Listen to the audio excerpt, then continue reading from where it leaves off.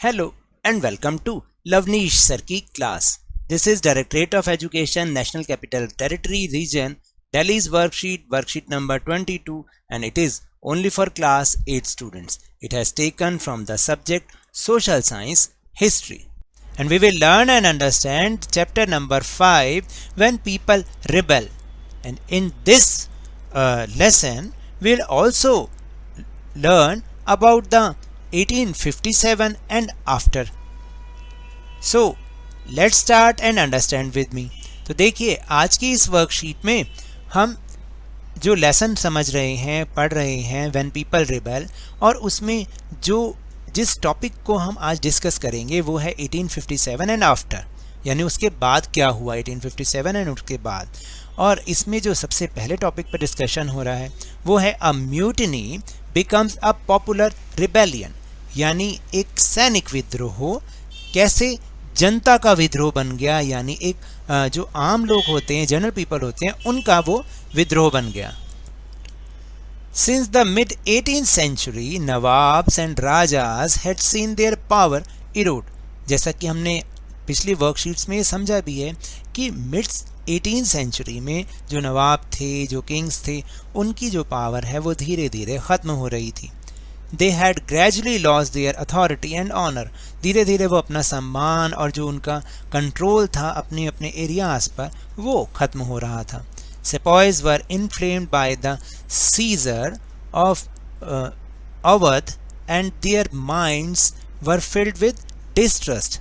जैसे जैसे देखिए क्योंकि जिस तरह से ब्रिटिशर्स ने अवध को अपना कैप्चर कर लिया था अपने अंडर में, तो जो जितने भी सिपाहीज थे वो बहुत ज़्यादा गुस्सा हो गए थे और जो उनके माइंड्स थे वो डिस्ट्रस्ट थे, यानी वो असंतुष्ट होने लग गए, उनसे वो डिस्ट्रस्ट करने लग गए, अविश्वास उनके अंदर भरने लग गया.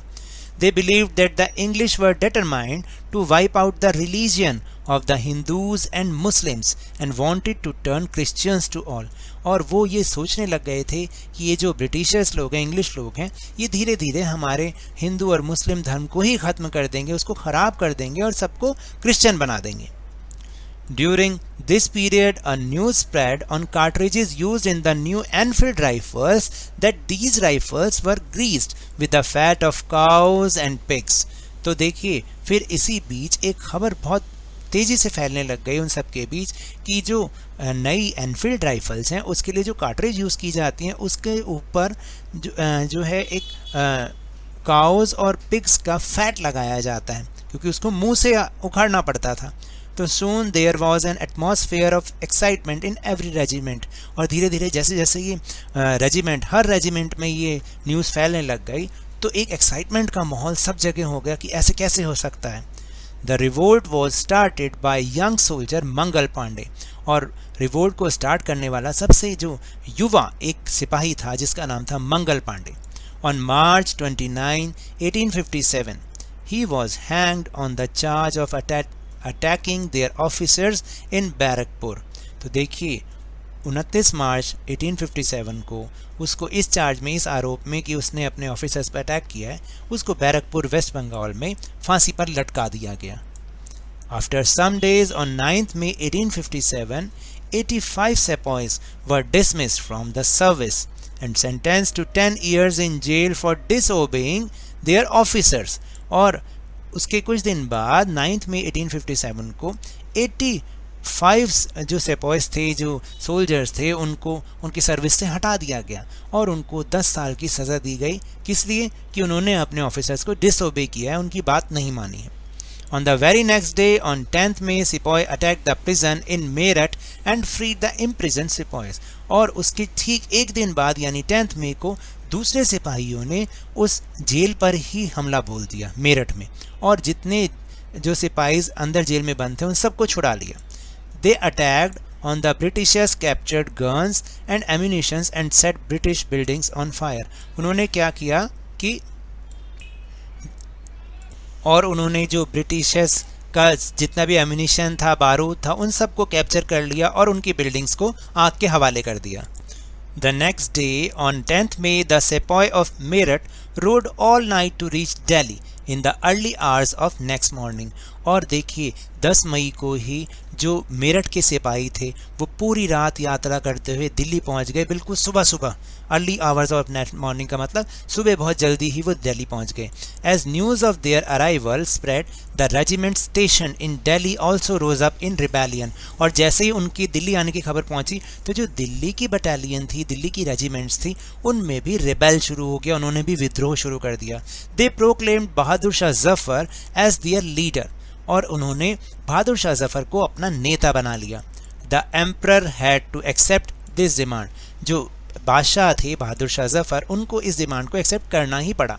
ही wrote letters to all the chiefs and rulers of the country to come forward and organise a confederacy of Indian states to fight the British. और उन्होंने जितने भी जो छोटे राजा थे, नवाब थे, जो भी छोटे छोटे रियासतों के मालिक थे, उन सबको बोला कि आप सब आगे आइए और एक संघ बनाइए, एक एकता बनाइए, ताकि हम ब्रिटिश के अगेंस्ट लड़ाई कर सकें। यानी इंडियन स्टेट्स का एक पूरा एक संघ बना लीजिए।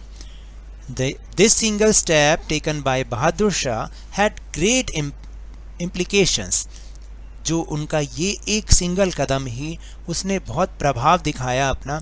Bye this blessing smaller rulers and chieftains felt that if the Mughal emperor could rule again, they too would be able to rule their own territories once again। और उनका ये मानना था, उन सभी का ये मानना था कि अगर जो मुग़ल एम्परर हैं वो दोबारा से शासक बन जाएं, दोबारा अपना राजपाट संभाल लें, तो वो भी अपनी अपनी टेरिटरीज़ पर वापस से कंट्रोल करने के लायक हो जाएंगे, वो भी उसमें सक्षम हो जाएंगे, जो कि अभी किसके कंट्रोल में थी? ब्रिटिशर्स के कंट्रोल में थी। And the next topic is the rebellion spreads. और किस तरह से ये विद्रोह सब जगह फैल गया। The British had not expected this to happen. Britishers ने कभी सोचा नहीं था कि ऐसा कभी हो भी सकता है। They thought the disturbance caused by the issues of the cartridge would die down. मतलब वो जो ये कार्ट्रिज वाला कारतूस का जो इशू था कि जिसके लिए वो कह रहे थे, उन्हें लगता था कि ये थोड़े दिन में अपने आप सॉल्व हो जाएगा।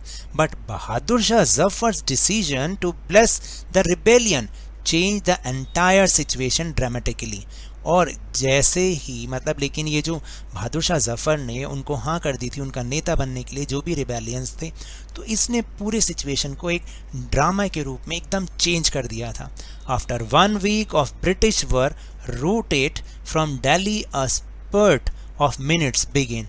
और इसके ठीक एक हफ्ते बाद ही ब्रिटिशर्स को दिल्ली से बाहर भगा दिया गया।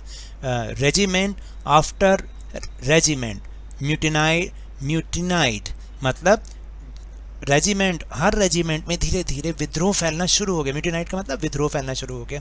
And took off to join other troops at nodal points like Delhi, Kanpur, Lucknow. और धीरे धीरे ये जो है सब कहाँ और दिल्ली के अलावा फैलना, दिल्ली, कानपुर, लखनऊ, धीरे धीरे सब जगह ऐसा ही होने लग गया। After them the people of the towns and villages also rose up in rebellion and rallied around local leaders, zamindars and chiefs who were prepared to establish their authority and fight the British। और धीरे धीरे ये जो विद्रोह था, ये जो rebel था, कि जो आम लोग थे शहरों में, गाँव में, वो भी इसमें शामिल होते गए और वो रैली निकाल रहे थे, एकजुट होने लग गए थे। जो जितने भी लोकल लीडर थे, ज़मींदार थे, चीफ्स थे, और वो क्या किसकी तैयारी कर रहे थे? वो इसकी तैयारी कर रहे थे कि किस तरह से वो ब्रिटिश के अगेंस्ट फाइट करे, क्योंकि अब वो सारे इकट्ठे हो गए थे। Now the question number 1 is what were the reasons for rebel of 1857? Write the name of the places and leader related to rebel. आपको क्या करना है कि 1857 के विद्रोह के कारण बताने हैं और इससे जुड़े हुए कुछ प्लेसेस और उनके लीडर्स के नाम भी बताने। तो देखिए कई रीजंस थे, जिसमें से मैंने सिर्फ 3 ही रखे हैं, क्योंकि इससे फिर इसके ज़्यादा रखेंगे तो आंसर बहुत बड़ा हो जाएगा। पॉलिटिकल कॉजेज़ क्या थे? Annexation and subsidiary alliance. ये 2 पॉलिसी ऐसी थी जिनका मतलब था विलय नीति और सहायक संधि। ये क्या करते थे, जितने भी ब्रिटिशर्स थे, ये उनको अपने जो भी उनके स्टेट होते थे उनको अपने अंदर वो मिला लेते थे, एनेक्स कर देते थे। और सब्सिडरी लाइंस, उसके ऊपर सहायक संधि थोप देते थे, यानी उनको मना करते थे कि आप अपनी आर्मी नहीं रखोगे, हम आपको प्रोटेक्शन देंगे। तो ये भी कुछ रीज़न थे। And military reasons military reasons क्या थे, Indian soldiers were dissatisfied with their salary condition, वो अपनी सैलरी कंडीशन से बहुत ज़्यादा डिससेटिस्फाइड थे। और इमीडिएट कॉज क्या था, इमीडिएट कॉज ये था कि just a few days before this rebellion a rumour spread that pig and cow fat is covered on the shell of the rifle cartridge which can corrupt the religion of British Hindus and Muslims। तो देखिए कि कुछ दिन पहले ही ये खबर भी फैल गई थी कि जो वो राइफल यूज़ कर रहे हैं ना, उसकी कार्ट्रिज के ऊपर पिग और काऊ की फैट से वो कवर्ड है, जिसको मुंह से छीलना पड़ता था। तो इसलिए उन्हें ये लगने लग गया कि अब ये हिंदूज़ और मुस्लिम के रिलीजन को भी वो करप्ट कर देंगे, ख़राब कर देंगे। तो ये एक बहुत इमीडिएट कॉज था 1857 के रिबेल का। फिर इससे जुड़े हुए प्लेसेस और लीडर्स कौन से थे, कानपुर से नाना साहेब, झांसी रानी Lakshmibai, Lucknow Begum Hazrat Mahal, Madhya Pradesh Mandla Rani Avantibai Lodhi of Rajgarh, and Bareilly Bakht Khan, and Bihar Kunwar Singh. Now the question number 2, why did Mughal emperor become ready to support rebellion? Think and write। आपको ये बताना है कि जो मुगल एम्परर थे वो रिबेल को सपोर्ट करने के लिए क्यों तैयार हो गए, ये आपको सोच के लिखना है। At the time of revolt of 1857, the last Mughal emperor Bahadur Shah Zafar was almost 80 years old. He was very old. He had control over only the Red Fort and some surrounding areas. He was completely powerless. वो बिल्कुल शक्ति विहीन हो चुके थे। Therefore, when the batch of soldiers from the cantonment of Meerut entered the Red Fort, they had no choice but to obey them। और जैसे ही जब वो सेना की इतनी बड़ी टुकड़ी जब वो लाल किले में पहुंची ना, तो उनके पास उनको हाँ करने के अलावा और कोई ऑप्शन ही नहीं बची हुई थी। तो इसलिए वो रेडी हो गए थे। Now the question number 3 is, how did the Sepoy mutiny get forced with the support of Bahadur Shah Zafar? तो आपको ये बताना है कि बहादुर शाह जफर के सपोर्ट के बाद आखिर इसमें जो सिपाही की म्यूटनी मतलब जो सैनिक विद्रोह था उसको कैसे और ज़्यादा एंकरेजमेंट मिला।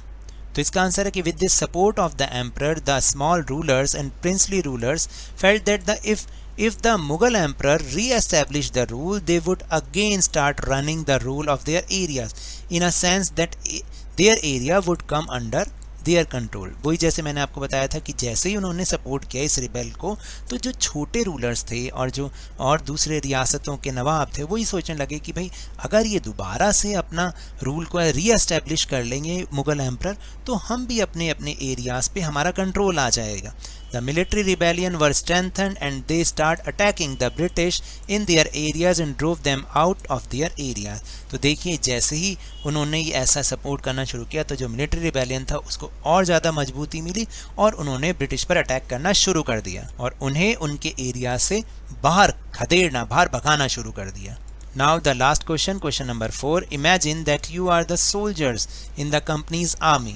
Write your thoughts about revolt। अगर आप इमेजिन कीजिए कि आप कंपनी की आर्मी में एक सोल्जर हैं, तो आप क्या सोचते हैं रिवोल्ट के बारे में। तो if I had been a soldier in the army of the company of I would have been getting salary from the company, but if the company was doing atrocities against the people of my country, then I would have done the same thing that other soldiers in the rebellion did। After all, I am an Indian by heart। देखिए इस पूरे का मतलब क्या है। इसका मतलब ये है कि अगर मैं सोल्जर होता कंपनी में, बेशक से कंपनी मुझे सैलरी दे रही होती, लेकिन अगर कंपनी मेरे कंट्री के लोगों के साथ कुछ गलत कर रही होती, उन पे अत्याचार कर रही थी, एट्रोसिटी मतलब अत्याचार कर रही होती या कुछ गलत कर रही होती, तो मैं भी उन्हीं सोल्जर्स की तरह ही करता जैसे उन्होंने विद्रोह किया, मैं भी ऐसे करता। क्योंकि आफ्टर ऑल मैं भी तो एक इंडियन हूँ अपने मन से और अपने दिल से, तो मेरे अंदर इंडियन ही है, तो चाहे बेशक से सैलरी मुझे कोई भी दे। तो that's all for this worksheet. तो मेरे अगर इस तरह समझाने से आपको थोड़ा सा भी समझ में आया हो तो इस चैनल को ज़्यादा से ज़्यादा सब्सक्राइब कीजिए, लाइक कीजिए और बहुत ज़्यादा शेयर भी कीजिए। और हाँ, मेरे साथ इसी तरह वर्कशीट को समझते रहिए, लेकिन ध्यान और मन लगाकर पूरी मेहनत और लगन के साथ पढ़ते रहिए। And if you want to defeat corona virus then please wear a mask, क्योंकि जब तक दवाई नहीं तब तक कोई ढिलाई नहीं। Thank you very much.